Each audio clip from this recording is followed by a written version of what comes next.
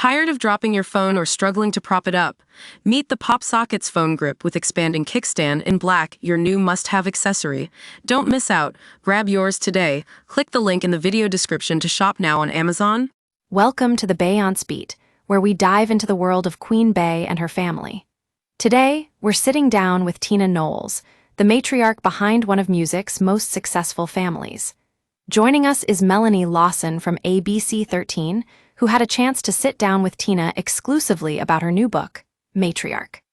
Tina, your life has been full of surprises, from designing costumes for Destiny's Child to dealing with infidelity in your marriage. What inspired you to write your memoir? Well, Melanie, I have to say that the idea first came to me after my daughters Beyonce and Solange were telling me that they wanted me to leave these stories for their own children one day. And as I started researching our family history, it evolved into a memoir. It's really important for me to tell my story and not have someone else tell it. Growing up in a segregated Galveston and Houston was quite different from what many people think it was like back then. Can you take us through some of your favorite childhood memories?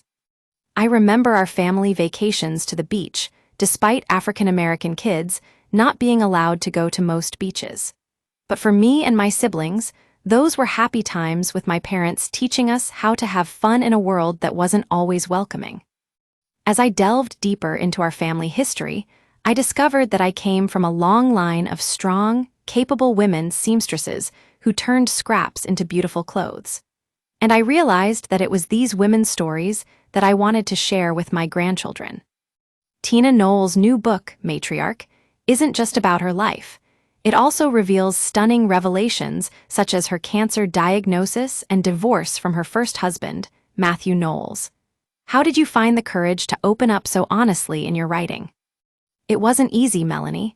As a private person, I didn't want to share those parts of my life with anyone. But when I realized how much I could have avoided stage 1 breast cancer by getting that mammogram during the pandemic, it was like, okay, time's up.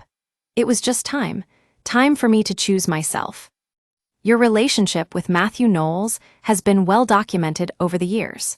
What led you to decide it was time to leave your marriage after decades together?